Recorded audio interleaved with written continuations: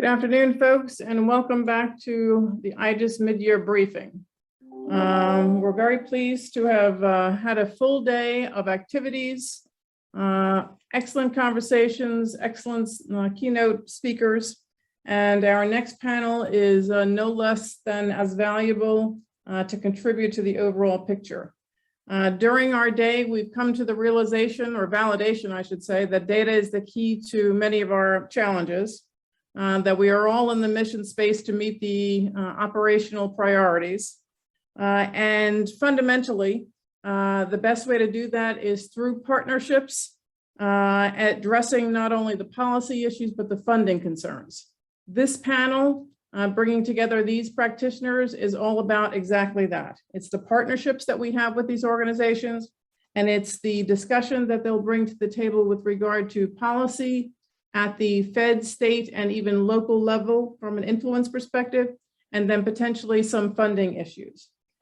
Today we have representation from NGA, National Governors Association, from the National Congress for State Legislator, and the National Criminal Justice Association.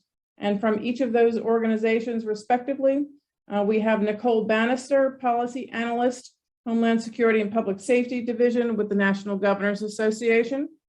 Our second panelist is Susan Federick, Senior Federal Affairs Counsel, Criminal Justice, National Conference of State Legislators. And our third panelist is Elizabeth Pike, Director of Government Affairs, National Criminal Justice Association. Of course, all of these organizations are strong partners to IGES. We welcome them to the table. We welcome them to the discussion, and we welcome them to our IGES mid-year briefing. So ladies, I'm going to pass it to you and jump in with some questions a little bit later. Great. Sorry, Elizabeth, are you going right ahead? No, go ahead. I was just going to say hi, everyone. Really happy to be here. Thank you so much. So thanks so much, Maria, for having us, and really grateful to be here.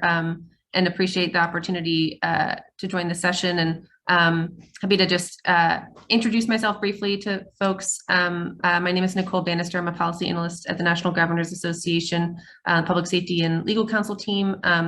For those that may not be familiar, NGA is the bipartisan voice of the nation's governors.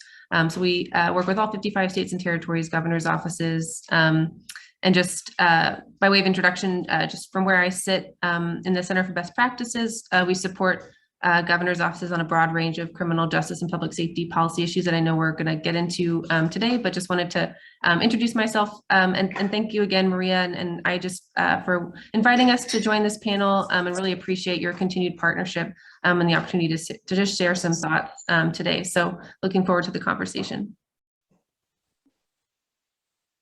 I'll hop in. My name is Susan Federick, and I also want to thank IGES and Maria for inviting me here to share the insight from the states with you all. A little bit about my organization. We are a bipartisan organization as well. We have 7,383 legislators and 30,000 legislative staff in all 50 states, DC, and the US territories whom we represent. We have two offices. Our Denver office is our research arm. Our Washington, DC office, where I work, is our advocacy arm. And among our goals is to provide legislatures with information and research about all policy issues, both at the state and federal level, and to advocate for state priorities before Congress and the administration. We do track all of the state policy issues in a myriad of issue areas. So I invite you all to take a look at ncsl.org if you ever have a question on what a state is doing with respect to anything in criminal justice. And my job as Senior Federal Affairs Counsel, I do staff our Law, Criminal Justice, and Public Safety Committee. I staff our Cybersecurity Task Force, our Elections and Redistricting Committee, and our Immigration Task Force. So again, thanks for having me, and I'll turn it over to Elizabeth. Great. Hi, everybody. Elizabeth Pike. I'm the Director of Government Affairs for the National Criminal Justice Association. Our members are the state level criminal justice planning agencies. So they are not the prison systems, but they are the other agency, usually in state government, that is thinking and planning and funding criminal justice policy and practice. In this context, and a lot of what I'll probably end up touching on today is that they administered the federal grant programs, the formula state grant programs. And I'm also really happy to be here. We have a long partnership with IGIS at NCJA. We used to do our conferences together.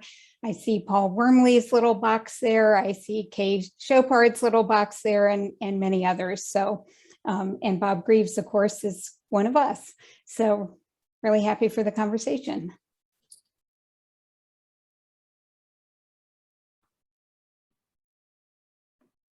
I think, ladies, what we chatted about was that we were going to go in a sequence to discuss some of your experiences and what you've seen on the national level. So I think we were going to start with NGA, Nicole, and chat about what you're seeing that the states are doing as it relates to reform movements. Great. Well, thanks, Maria. And yeah, thanks again, everybody, for joining the session today, and appreciate the opportunity to share what we've been hearing from governor's offices kind of over the past year around, some criminal justice and public safety policy priorities. So, I'll just highlight maybe a few high-level kind of themes and what we've been seeing states take some efforts on, and then happy to dive in deeper on any of these as we kind of go forward with the conversation today. But as I mentioned, we work with all 55 states and territories governors. We have been working over the past year in particular, but even prior to that, really law enforcement and policing reform has really been a top priority for states and governors' offices. We've seen at least 15 governors convene formal commissions, task forces, or working groups to address public calls for law enforcement reform. So really, kind of unprecedented level of engagement from governors' offices directly on this issue. At least 35 governors overall have addressed law enforcement and policing reform in some way, either through executive action or legislative action, as well as directing, state law enforcement agencies on sort of changes to law enforcement, both at the state level and then also working with local law enforcement agencies. So, really, as I mentioned, many of these discussions around law enforcement, were ongoing prior to last year, but really spurred on last year. So, we've really seen state law enforcement agencies working with and convening and coordinating with local law enforcement, taking a more proactive role in setting statewide standards and addressing some of the accountability issues and things like that that have risen to the top of the priorities for states within sort of the law enforcement and policy space.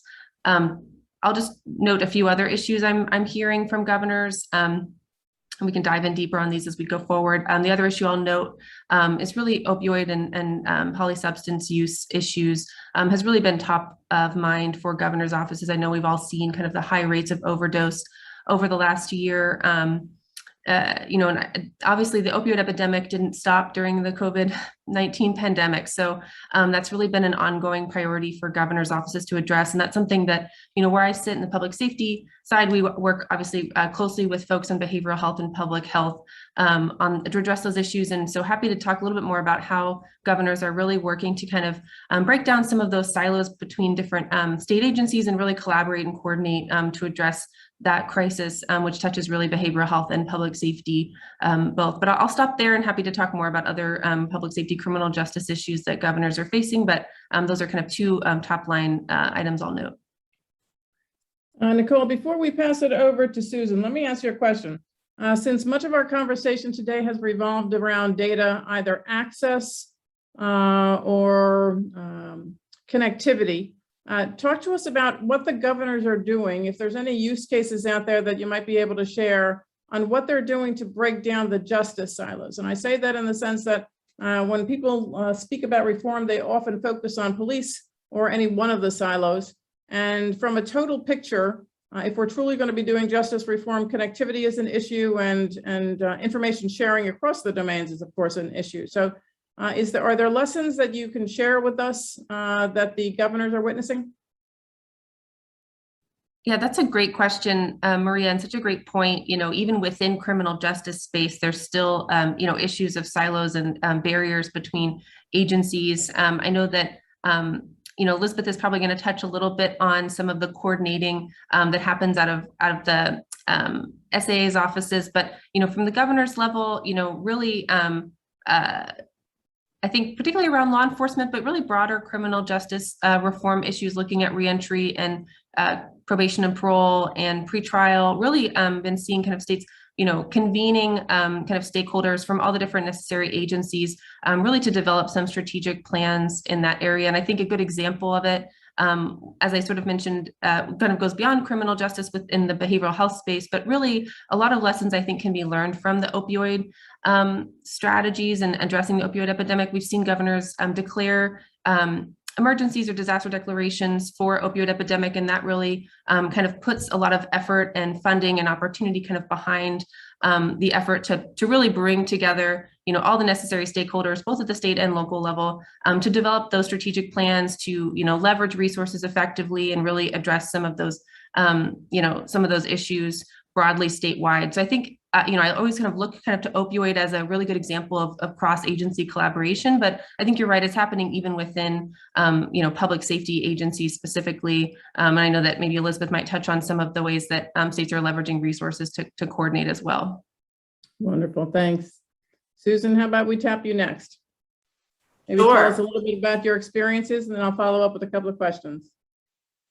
Yeah, so I want to set the stage for the 2021 legislative sessions, because this was a very, very unique year.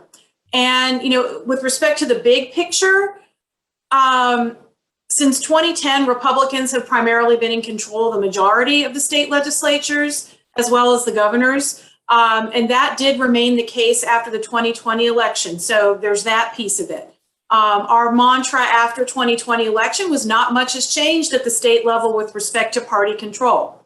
So prior to the election, only 29 legislatures were led by Republicans. Post-election, that number did increase, Minnesota being the only state left in the country after that election with divided legislative control. So this is the political backdrop. Now we've got the pandemic as well, which controlled how states conducted their legislative sessions. And we've got the influx of federal stimulus money, which added another unique twist to what states worked on. So with respect to criminal justice, the sky is basically the limit. States have received an incredible amount of fiscal relief from the federal government. And I can speak specifically to the American Rescue Plan as to how states are using those funds. But I'll stop there for a moment unless you want me to just continue on with that perspective as well, because that really is what's driving us on the fiscal side. Absolutely, please do. Okay, so we have a searchable database, and I'll put the link in the chat when I'm done speaking. We're monitoring on a daily basis how states are obligating, allocating, and spending their American Rescue Plan dollars. So far, we have only a handful of states that have made, preliminary decisions and have actually appropriated dollars from the American Rescue Plan. And those states are California, Colorado, Connecticut, Illinois, Maryland, New Jersey, Utah, and Washington. So those states actually dedicated funding in 2021 legislative session toward criminal justice and other uses for ARPA money. So we've categorized them as access to justice uses, but they do encompass many criminal justice categories. For example, a lot of the states that I mentioned put funding in for state victim compensation programs. There was Colorado and California put money in for eviction defense, violence prevention programs, reentry, prison healthcare and education, and community supervision. Those are some of the main areas that we've seen with respect to this new money coming in from the federal government. We're going to see a lot more activity over the next 2 to 3 years in this space. And there's a couple of reasons why. First of all, the deadline for using that funding is several years off. So states are really considering their options before just throwing money at an issue. So there's an enhanced deadline. The other day, President Biden issued a memorandum and met with mayors and law enforcement personnel to encourage the use of American Rescue Plan dollars to improve public safety at the state and local level.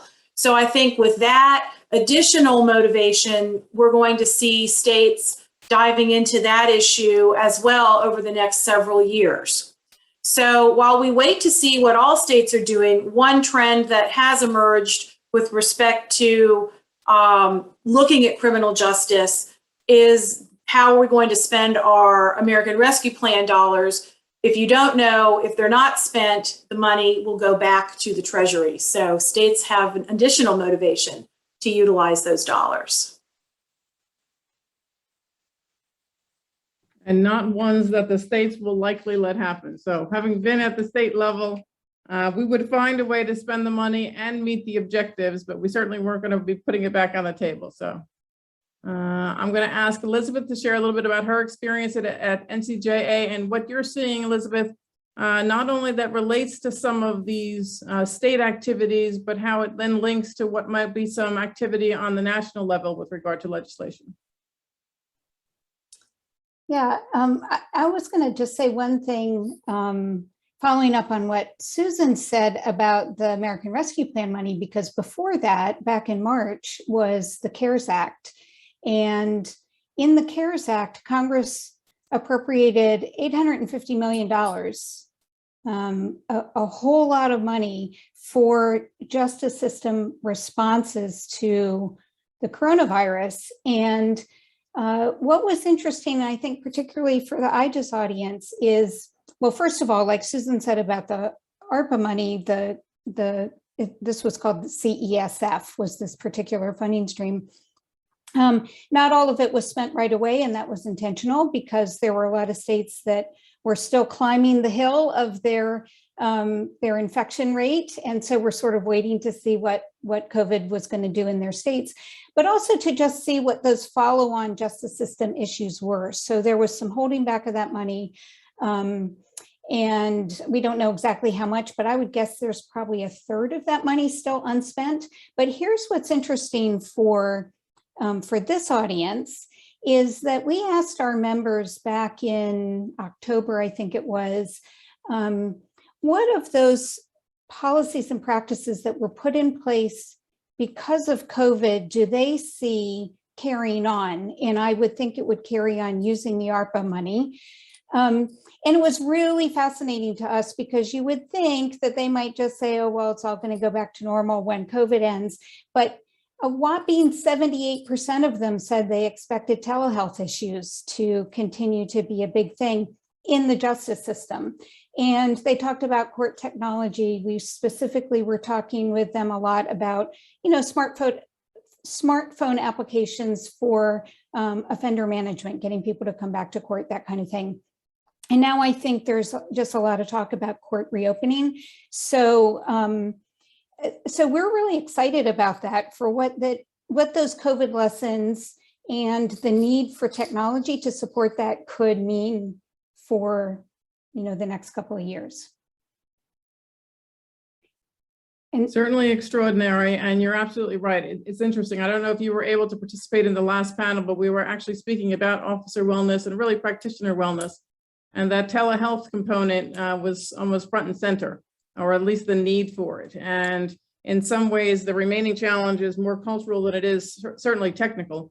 But that being said, are you seeing other trends on the national level, or what activities are you seeing that will then influence either the improved operation or then the availability of funds that sometimes helps support those changes?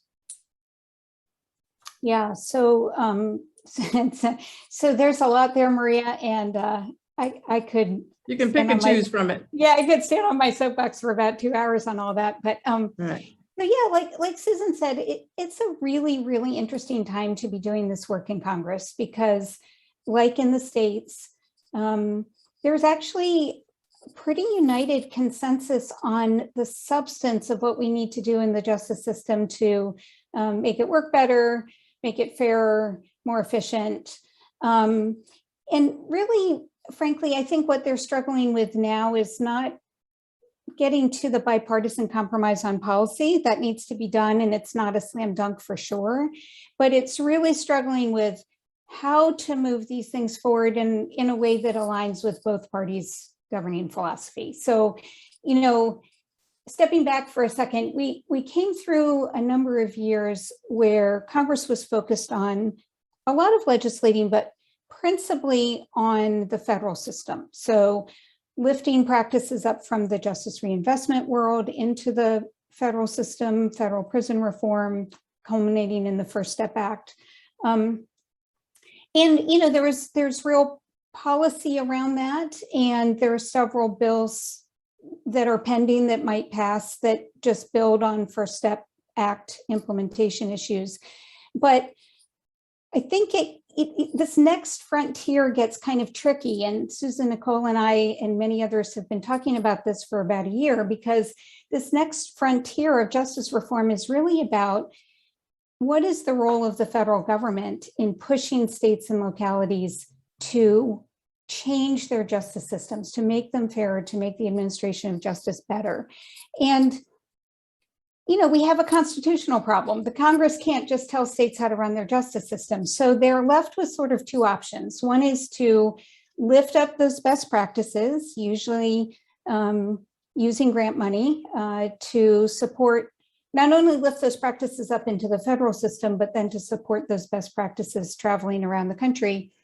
And the other is to respond to issue advocates by setting standards or imposing policy as mandates. And Susan and I spend an awful lot of our days opposing those mandates, and those mandates typically come in the form of a penalty on existing programs. So they can either then, once they decide they want to tell states and locals what to do, they can either fund it or they can penalize the funding that they've already done.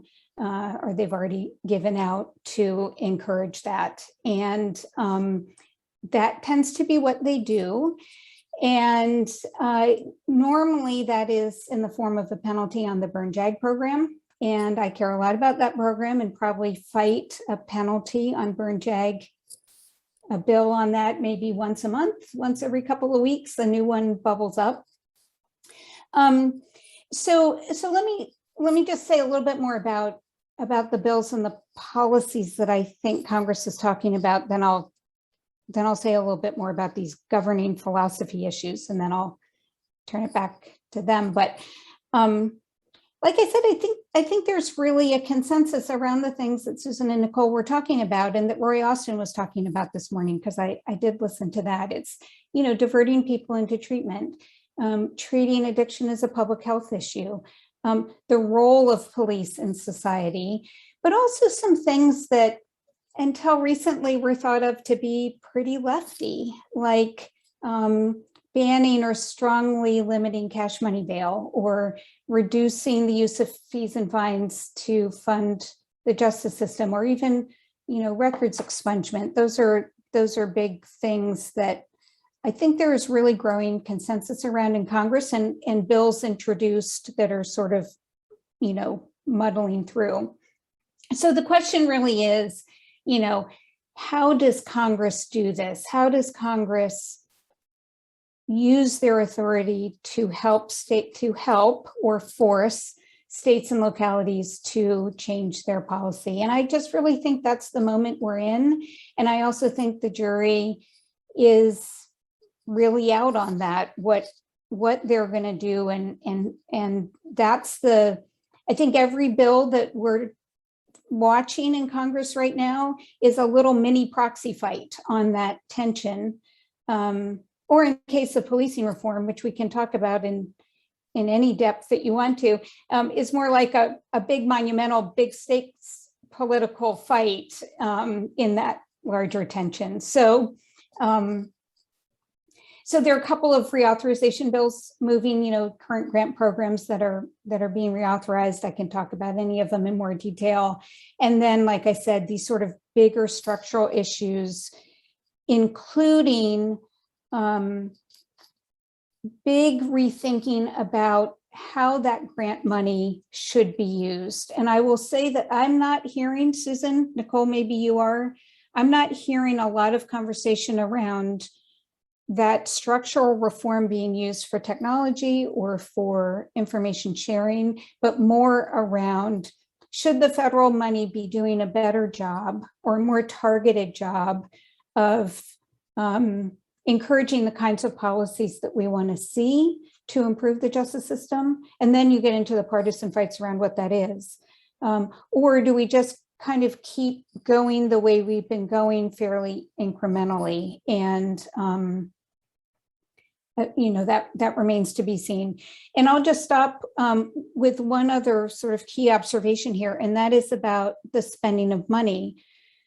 Like I said earlier, it's sort of, criminal justice sort of turns the partisan fight on its head in some ways, and it can be very disorienting because, like in the policing bills, Republicans are willing to spend significant new money to incentivize policing reform, to fund training, to fund data collection and transparency. But they won't spend a penny to increase existing grant programs. In fact, there's always just downward pressure on that. Democrats, who are usually very willing to throw money at a problem or a goal, are concerned about getting crosswise with the defund movement. And so they have been unwilling to consider even spending a penny more of federal money on anything that could be called for policing. And there doesn't seem yet to be willingness on either side to fund these sort of bigger grant restructuring programs that are out there. But I'll say one last thing, which is that we saw a crack in this armor earlier this week when the House Democrats put out their FY22 funding bill that included a lot of new money for these things, for police training, for data, for community-based initiatives. All in all, they were proposing $1 billion in new money for the BJA for new grant programs, which is a real concession on the progressive side and really hopeful to those of us who are constantly trying to figure out where this federalist argument is going to land on criminal justice, because it may mean that there's possibility there for new money for some of these issues. So I can say much more about any of that, but I'll turn it back over. I appreciate it. And truly, I could listen to it for hours because I love slicing and dicing the different perspectives. And even as you say, the parties seem to be inverted now on what is a topic that they likely agree on more than they disagree, right? I mean, no, everyone wants not only justice to succeed, but to go through some stage or some component of reform, because fundamentally it's about improving the operational mission. So let me ask this, and this is then to maybe Nicole or Susan, is if right now there is a timeline that, of course, the feds are going through their legislative process and their funding reviews, there's a part of the states that are waiting to see what funding will be available. Do you see, however, some states moving forward on either legislation or on programs because they are taking the leadership role in order to realize some improvements? And again, that may not be substantively of great financial value, but it's demonstrative of what their positions are and maybe what the trend will be in their individual states and what might be modeled for other states. I'm going to hop in here because I've got a ton of information on that. Go for it. So, and I'm going to divide it into two sections. I'm going to talk about policing reform in the states, because that was really quite a dominant issue this year in the wake of George Floyd's murder. So 2,000 bills introduced in the 2021 legislative sessions, 2,000 pieces of legislation. That is just unbelievable. I mean, it's a lot. Out of those 2,000 bills, over 700 of them were passed and enacted into law. And when trying to put them into buckets, use of force standards and practices is one area where there was a lot of activity. bills that made it across the finish line did focus a lot on the creation of statewide use of force standards and guidance, such as new standards for de-escalation, creation of a duty to intervene, new training and training prohibitions, limiting things like neck restraints and other types of force, and independent investigations and other oversight measures. So that's the policing bucket, and there's a lot there. Moving into the piece of policing that deals with data collection, states have taken a number of approaches to this issue. They've created statewide use of force databases. They've mandated reporting of use of force incidents within departments. They've also mandated that states contribute to federal databases, and they've conditioned state grant funding on agency participation and data collection efforts. So there's another bucket within policing on data that we noticed was very important to the states, and there was a lot of activity there. With respect to the oversight part and independent investigation, many states gave attorneys general the power to pursue pattern and practice investigations, and other state officials as well have been empowered to pursue investigations into specific incidents of law enforcement related deaths. Employment is another area within policing that received a lot of state attention this year. So expanding certification requirements to include things like bias and mental health screenings, expanding statutory grounds for and guidance surrounding decertification with new laws defining conduct that would allow or require a state to decertify an officer. Transparency is another bucket within policing that we've seen this year. I am going to talk about things besides policing, but because there was so much legislation, I wanted to let you all know the expanse that we're dealing with here. So transparency was done in a number of states, allowing or requiring agency sharing of discipline information. Additional screenings for officer disposition.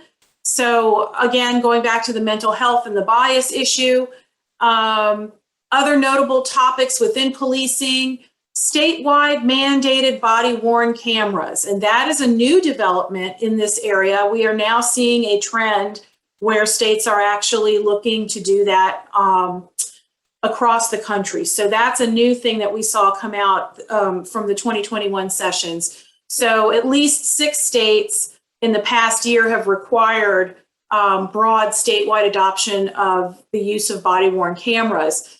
Other states have mandated use by state agencies or during a certain situation, such as when you're carrying out a no-knock warrant. Codification of profiling prohibitions was another area that we saw come out on policing. And again, the use of no-knock warrants, coming back to that, was another area where we saw some state action. So that's the policing, the big policing bucket.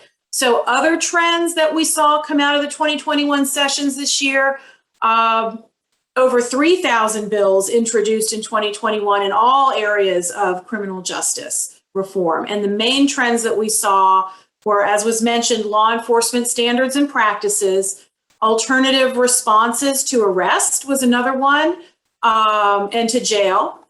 Pretrial policy was another area where we saw a lot of activity in the states. Case processing and jail oversight and management were all buckets where we saw a lot of state activity there.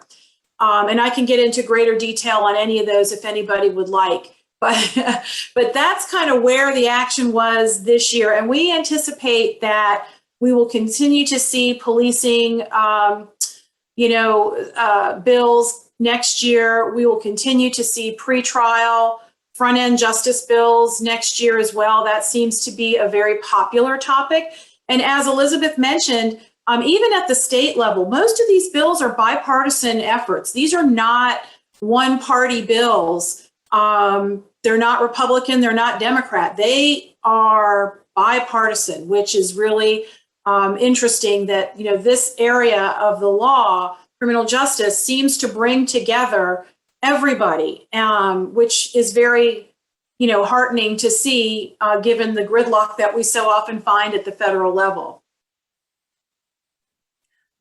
I'll just add, I completely concur with everything Susan has mentioned as far as this, top line trends. I think we've seen that at the governor's office level as well, as far as kind of the focus areas of different policing reform strategies. I just will note. How are you doing?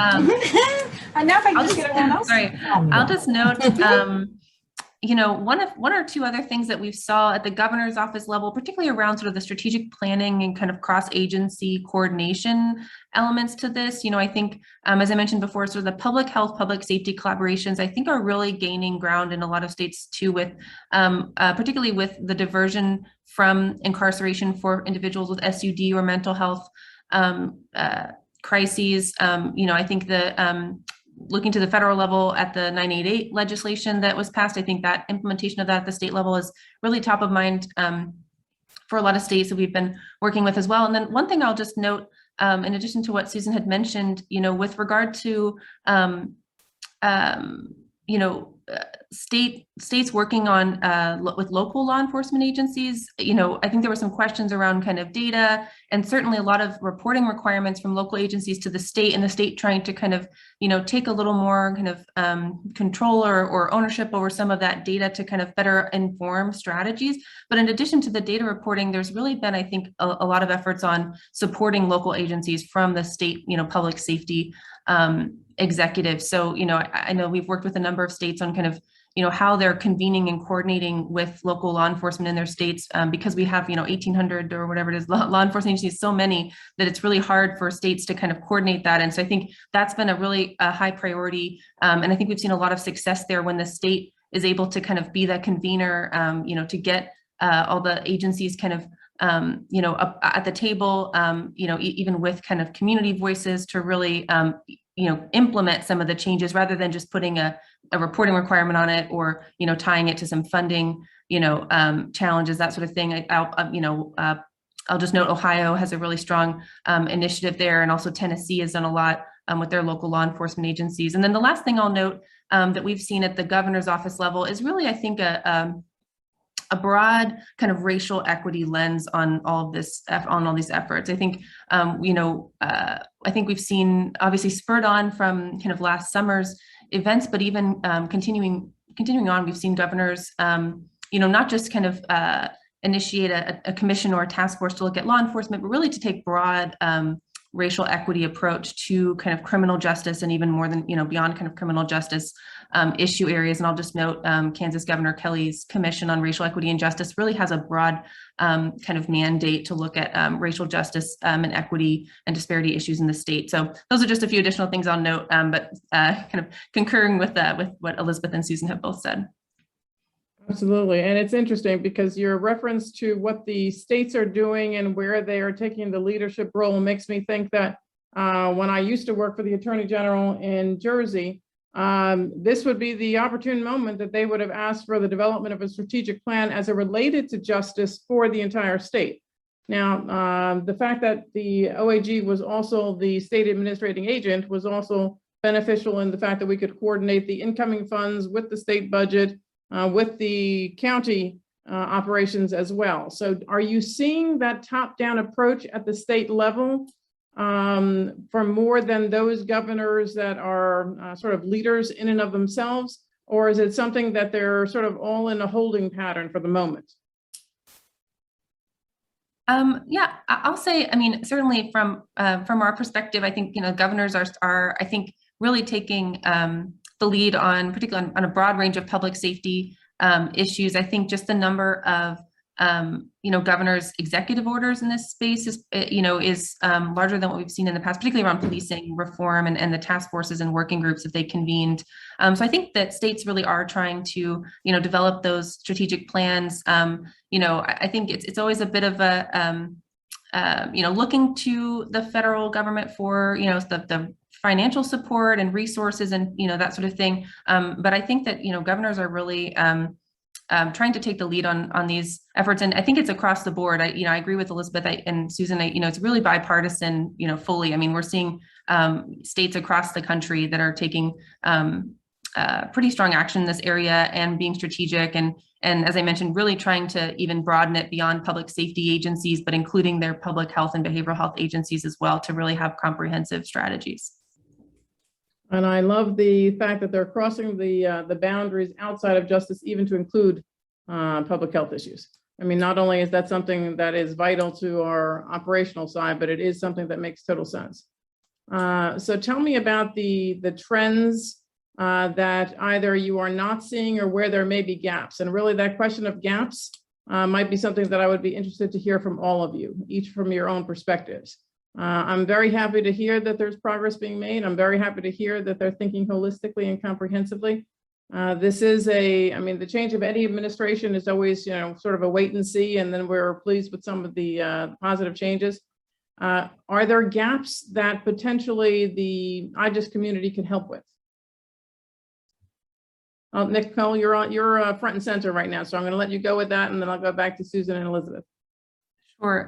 Yeah, certainly there's always so much work to be done, and appreciate the question, and certainly appreciate continued partnership with IGES and folks, willingness to kind of engage on these issues. I think just thinking through kind of gaps, I think obviously there's still a lot to be done in law enforcement. I think we're really just getting started. So I think there's a lot that, particularly around the data sharing piece there between local and state law enforcement,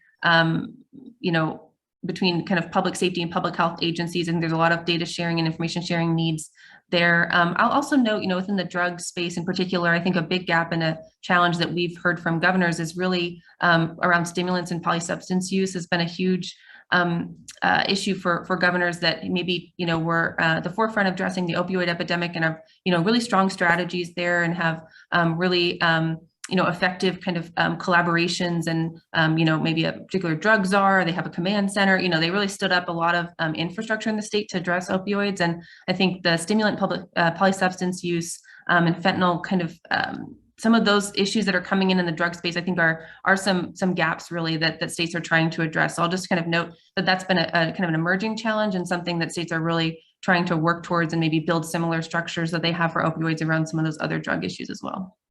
Interesting. Thank you. Susan? So I'm going to agree with Nicole that, policing reform, if you want to call it that, is emerging, and there are some gaps that need to be filled as states further explore the issue. Another area where we will call it an emerging trend, where we will probably see more action, and I don't know if I'd call it a gap, but it's the elimination of financial conditions of pretrial release or no money bail, which is something that we talk a lot about. Not a whole lot of states have done it yet. Illinois maybe being the only one that has addressed the role of money in pretrial release. So I know Maine prohibits the use of financial conditions for the lowest levels of misdemeanors, but that is not something that a lot of states have taken on in a robust way, although there is a lot of discussion about it. So there's that issue as well. I will say, just kind of thinking through a little bit, the states have done a lot of work on alternatives to jail, but I think there's more work that can be done in that area as well. And I don't want to say there's a universal gap there, but I do think that there is more work to be done in the states on that, whether it's from a cost savings perspective or just, what's best, how can we best work toward not overpopulating our jails and maybe not putting people in jail that have mental health or substance abuse issues. I think that's an area that we'll probably see more activity on as states further explore this, and we see how COVID has impacted jail and prison populations and all of that. So I would say those are kind of my top line areas where I think, states would want to move in order to make a more robust and holistic approach to criminal justice. Great, thank you. Elizabeth, what are you saying? So I think, and Paul Wormley and I have talked about this for a dozen years. I think the big gap is in skills building around data. So there are lots of gaps. I agree with everything Nicole and Susan just said, but I think that we need to learn, we need to teach program managers out there, the justice practitioners, what it means to use data to strategically plan, to implement, to pick a program, to implement a program, to measure success. And that's hard. It's not hard for most of you on the call because it's what you do. And you probably all got bachelors of sciences instead of bachelor of arts. But I always tell people, think about you're teaching me, you know, who graduated with a political science degree some number of decades ago, which I won't mention how many. And now you're sort of expecting them to even have the vocabulary to know what to go ask their behavioral health partner. And the Medicaid director in a state is like God or goddess, along with the transportation secretary. You don't just sort of go up and talk to your Medicaid director about, oh, how can I get some of this data about this population? It's a really complex process, and states are usually left to hire a consultant, which in this space, as you all know, is very, very expensive. And they have to go convince their governor's budget office to give them the money to do it. And then they're beholden usually to a, you know, some sort of proprietary data system, all of that, all of those barriers. But they need to build the skills. And the IGES community is doing that and can do that. And we really love to partner with you all on that, because it is bringing that basic skill set. Once you learn to teach someone to fish, they can fish for their lifetime, right? So teach them to do it in one area, and then they have the skills to do it in the other. And I think that's just really the most important gap that we have to address. Wonderful, thank you. And I just will take that challenge. We'll work with you on some sort of training to the states and locals, because interestingly enough, where you mentioned, Paul, I was thinking one of the other things that we keep talking about is the ability to nurture and cultivate leaders to take the front and center, right? There's a lot of bright individuals throughout all of justice at the state and local levels.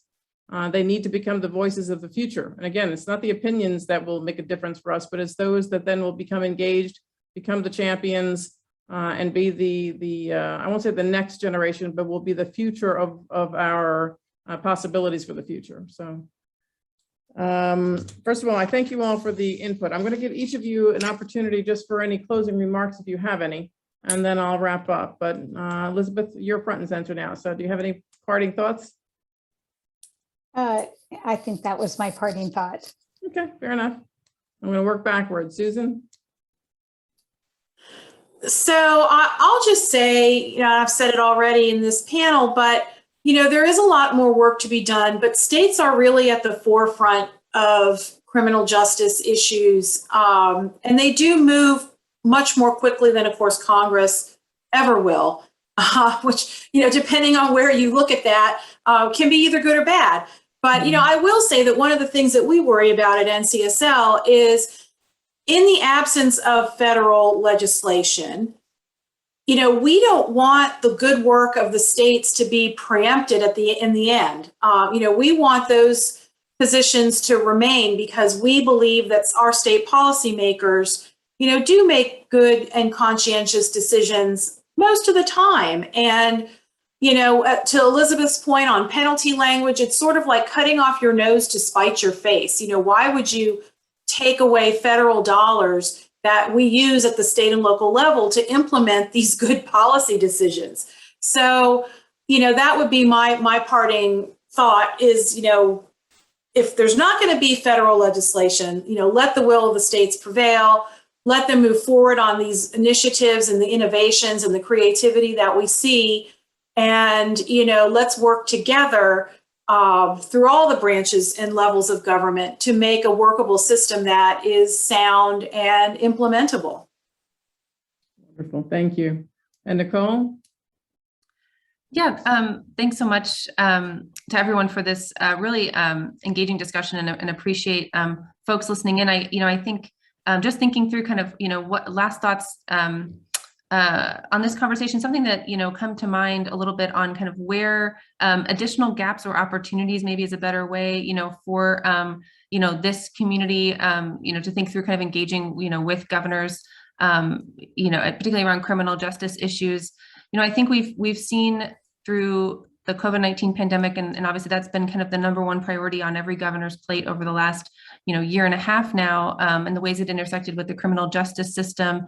I think there's a lot of opportunity, to leverage data to really evaluate some of the policy and practice changes that occurred over the last year, particularly around the criminal justice system, both with early release, with pretrial release, things like that. And so, I don't know, I think about that as an opportunity to really evaluate, what, some of these changes that we did under the emergency circumstances, but actually maybe, could be furthered or continued, or we could look at to potentially make permanent. And I don't know, I think about kind of this community and folks that are really focused in on the data specific work. I think there's a lot of opportunity for evaluation and to kind of really learn a lot of lessons over the last year. So I'll just note that as my sort of parting thought, but really appreciate the opportunity to be with you all today. Well, ladies, thank you all. The conversation was phenomenal. I would look forward to IJIS community working with you all and us collaborating on what might be some great next steps to further the cause. So thank you again. And thank you to our participants for supporting this effort. I will tell you that we are going to take another break and come back at 4 p.m. With our first panel on IJIS community efforts. We're actually going to get an update from the NEAM leadership, NEAM PMO leadership, to include Catherine Escobar, who is the managing director, Paul Wormley, and Mike Phillips, both co-chairs on what is their state, local, tribal, territorial Tiger team.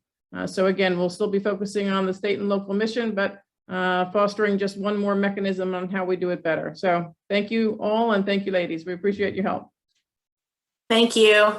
Take care. Bye.